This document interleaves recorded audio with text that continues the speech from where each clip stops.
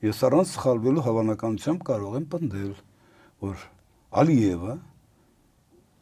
կարծես թե մտածում է, որ իր աստեղային ժամն է, որ պահն է, հնարավորություն է պատմական պատեհություն ունի իր անունը իր ժողովրդի պատմության մեջ ոսկե տառերով գրելու եւ դրա միակ հնարավորությունը նա տեսնում է Հայաստանի աշխարհաքաղաքական դերակատարումը կամ նշանակությունը տարածաշրջանում էապես զրոյացնել։ Օրինակ, ենթադրենք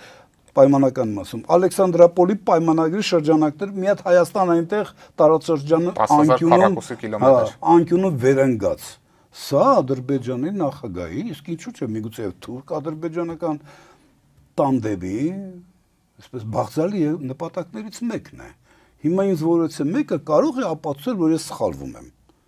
Ինձ օգնում է այդ հարցում այս մտորումները կամ այս հիմնավորումները պնդելուն, օգնում է ինքը Ալիևը իր հայտարարություններով։